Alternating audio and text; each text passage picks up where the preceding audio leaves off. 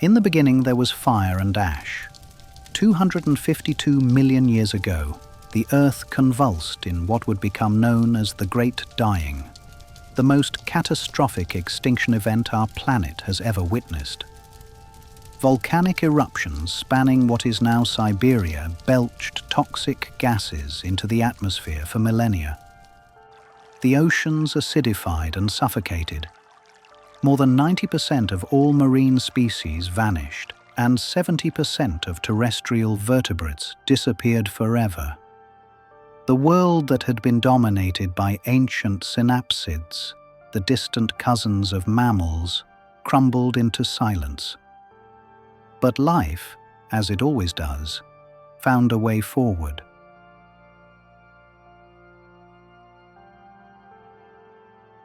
From the ashes of the Permian extinction emerged a world unrecognizable to anything that had come before. The Triassic Period dawned approximately 252 million years ago, and with it came an opportunity, a blank canvas upon which evolution would paint some of its most extraordinary experiments. The continents were still locked together in the supercontinent Pangaea, a vast landmass stretching from pole to pole. There were no ice caps in this world. The climate was hot and arid in the interior, though seasonal monsoons drenched the coastal regions. The landscape was alien, painted in hues of red rock and volcanic soil, dotted with hardy vegetation that had survived the apocalypse. The first forests of the Triassic were nothing like the ones we know today. There were no flowering plants, no grass beneath your feet if you could walk through them. Instead, the world was dominated by conifers, seed ferns, and cycads.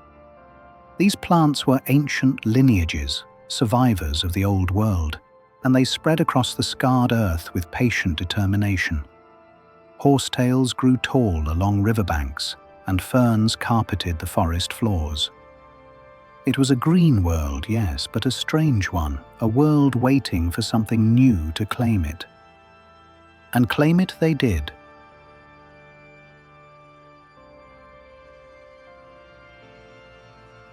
The earliest dinosaurs were not the towering giants we often imagine. They were modest creatures, no larger than a medium-sized dog, darting through the undergrowth of this recovering world. They emerged around 230 million years ago in what is now South America, in the region paleontologists call the Ishigualasto Formation, though the people who live there today know it as the Valley of the Moon. These first dinosaurs were bipedal, meaning they walked on two legs, a posture that gave them speed and freed their forelimbs for grasping. Their bodies were lean, their tails long and counterbalancing, their eyes sharp and alert. They were survivors in a world still dominated by other creatures. You see, the early Triassic belonged not to dinosaurs, but to their relatives and competitors. Massive reptiles called Rauisuchians stalked the land as apex predators, their crocodilian bodies built low and powerful. Dicynodonts, distant relatives of mammals with tusks and beaked faces, grazed on the tough vegetation. In the skies, pterosaurs were just beginning their evolutionary experiments with flight. The oceans teemed with ichthyosaurs and early marine reptiles. Dinosaurs were, at this time, merely one group among many, unremarkable in the grand scheme of things. But they had advantages. Their upright posture, with legs positioned directly beneath their bodies rather than sprawling to the sides, gave them efficiency of movement. They could run faster, travel farther, and use less energy than many of their competitors. Their respiratory system was already showing signs of the remarkable adaptations that would define them, a system of air sacs that would one day allow the largest animals ever to walk the earth to breathe efficiently, despite their enormous size.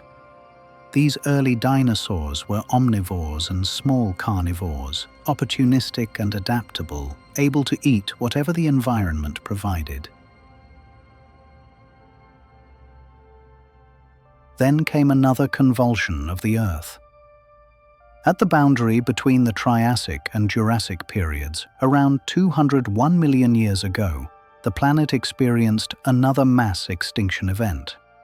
Massive volcanic eruptions associated with the breakup of Pangaea released enormous amounts of carbon dioxide and sulfur dioxide into the atmosphere. Global temperatures spiked, then plummeted. Ocean chemistry changed dramatically. More than half of all species on Earth vanished, including many of the large reptiles that had dominated the Triassic world. The Rauisuchians disappeared. Many of the large amphibians that still lingered from earlier eras went extinct. The dinosaurs survived. Not only did they survive, they flourished. The Jurassic Period, which stretched from 201 to 145 million years ago, became the age of dinosaurs in earnest. Pangaea began to split apart, with the Tethys Sea growing wider and the Atlantic Ocean beginning to form as the Americas slowly separated from Europe and Africa. This fragmentation created new coastlines, new weather patterns, and new opportunities for life to diversify. The climate remained warm and humid without polar ice caps, and sea levels were high. Rain fell generously across much of the globe, and the world became lush. The flora of the Jurassic exploded in diversity and abundance. Conifer forests grew dense and tall, with trees like Araucaria and early relatives of modern pines and cypresses reaching toward the sky. Ginkgos, those living fossils we still see in city parks today, thrived in Jurassic forests.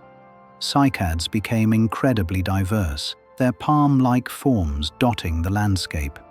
Tree ferns grew to tremendous heights, creating understories in the forests where smaller creatures could hide and hunt. Horsetails lined waterways and mosses carpeted the forest floor. It was a world of green upon green, of moisture and shade, of plenty. And in this world of plenty, dinosaurs grew. The sauropods, those magnificent long-necked giants, began their rise to dominance. In the late Jurassic, creatures like Brachiosaurus, Diplodocus, and Apatosaurus wandered through conifer forests, their heads reaching into the canopy to strip branches of their needles. These were the largest land animals that have ever existed. Brachiosaurus stood as tall as a 4-story building, its forelimbs longer than its hind limbs, giving it a giraffe-like posture as it browsed the treetops. Diplodocus stretched nearly 90 feet from nose to tail, much of that length consisting of an impossibly long neck and an even longer whip-like tail that it may have used for defense or communication, cracking it like a supersonic whip to warn off predators or signal to others of its kind. How did they grow so large? This question has fascinated scientists for generations. The answer lies in a perfect combination of evolutionary innovations. Their hollow, air-filled bones reduced weight without sacrificing strength, a feature inherited from their archosaur ancestors and shared with modern birds. Their efficient respiratory system, with air sacs extending throughout their bodies, allowed them to process oxygen more effectively than mammals, supporting the enormous metabolic demands of such large bodies. They were also likely warm-blooded, or at least had metabolic rates higher than modern reptiles, which allowed them to maintain activity levels necessary for their size. And crucially, they didn't chew their food. They simply bit off vegetation and swallowed it whole, letting their muscular gizzards filled with gastroliths or stomach stones grind it down. This meant they could process food quickly and move on to the next meal, spending their days in an endless cycle of eating. But the Jurassic wasn't only about giants grazing peacefully in primeval forests. Where there were herbivores, there were predators. Allosaurus prowled the late Jurassic landscape of North America, an apex predator standing 12 feet tall and stretching up to 30 feet in length. It was powerfully built, with massive jaws filled with serrated teeth designed for slicing through flesh. Its arms, though shorter than its legs, were strong and tipped with 3-fingered hands bearing sharp claws. Fossil evidence shows Allosaurus hunting in groups, with multiple individuals found at sites alongside sauropod remains, suggesting coordinated attacks on prey far larger than themselves. The evidence is written in bone, tooth marks on sauropod vertebrae that match Allosaurus dentition perfectly, signs of a violent world where even giants were not safe. And then there were the smaller dinosaurs, the ones that would ultimately inherit the Earth in ways their larger cousins never could. Small theropods, bipedal carnivores, scurried through the underbrush. Compsognathus, no larger than a chicken, hunted insects and small reptiles in the forests of late Jurassic Europe. Archaeopteryx, perhaps the most famous fossil ever discovered, lived in the lagoons of what is now Bavaria.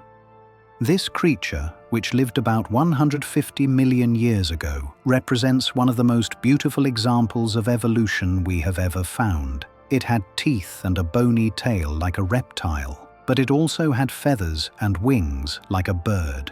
Its discovery in 1861 came just 2 years after Darwin published On the Origin of Species, and it provided stunning evidence of transitional forms of evolution captured in stone. Here we must address one of the most persistent myths about dinosaurs, that they were scaly, lizard-like creatures. The truth is far more fascinating. We now know with absolute certainty that many dinosaurs were feathered, not just the small ones, and not just those closely related to birds, but a wide variety of species across the dinosaur family tree. Fossils from China, preserved in fine volcanic ash, have revealed exquisite details of feathers and feather-like structures in dozens of species. Some theropods were covered in simple, hair-like filaments. Others had complex branching feathers identical to those of modern birds. Even some larger tyrannosaurs show evidence of feathering, at least in their juveniles. The image we must now hold in our minds is not of grey-green lizards, but of creatures that might have been adorned with brilliant colours, with plumage used for display, for camouflage, for insulation. The Jurassic Seas, too, teemed with reptilian life, though these were not dinosaurs. Plesiosaurs swam through the warm oceans, their long necks snaking through the water as they hunted fish. Ichthyosaurs, which had evolved to look remarkably like modern dolphins despite being reptiles, pursued prey through the depths with their large eyes adapted for seeing in dim water. These marine reptiles were contemporaries of the dinosaurs, but followed their own evolutionary paths, equally successful in their domain as the dinosaurs were on land. As the Jurassic gave way to the Cretaceous period around 145 million years ago, the world continued to change. Pangaea had fully fractured now, and the continents drifted toward positions we would begin to recognize. South America separated from Africa. India was an island continent drifting northward toward Asia. Inland seas covered large portions of North America and other continents. The climate remained warm, but more varied than in the Jurassic, with seasonal patterns becoming more pronounced in some regions. And then, something remarkable happened. Around 130 million years ago, flowering plants appeared. The angiosperms, as botanists call them, would revolutionize life on Earth. These plants, with their flowers designed to attract pollinators and their fruits designed to entice animals to spread their seeds, represented a new strategy, a partnership between plants and animals that would reshape ecosystems. Magnolias and water lilies were among the earliest flowering plants. Soon they were joined by others, diversifying at an explosive rate. By the end of the Cretaceous, forests of oak and maple and palm grew alongside the older conifers and cycads. Grasses appeared, though they remained relatively minor players until after the dinosaurs' time. The dinosaurs adapted to this changing world. New forms evolved to take advantage of the flowering plants. Hadrosaurs, the duck-billed dinosaurs, developed sophisticated dental batteries with hundreds of tiny teeth that could grind tough plant material, perfect for processing the new vegetation. Ceratopsians, the horned dinosaurs like Triceratops, evolved their elaborate frills and horns, which served both as display structures for attracting mates and as defense against predators. Ankylosaurs encased themselves in armor, their backs covered with bony plates and their tails tipped with massive clubs that could shatter bone. But this is where we must pause our story, at the threshold of the late Cretaceous, when the dinosaurs had reached their peak of diversity and dominance. They had ruled for over 160 million years, adapting to every environment, from the driest deserts to the most humid swamps, from sea level to high altitudes. They had evolved forms from the size of a sparrow to creatures that weighed as much as 10 elephants. They had developed social behaviors, sophisticated parenting, complex communication. They had even, in one lineage, developed flight. The stage is set for the final act of the dinosaur story, but that tale must wait for another time. For now, let us simply marvel at what they had already achieved, at the sheer improbability and magnificence of their existence. They emerged from catastrophe, seized their moment, and built a dynasty that would last longer than any other group of land animals has managed before or since. The age of dinosaurs was real. They walked on the same earth we walk on now, under the same sun, beneath the same stars, and their story, written in stone, awaits us still.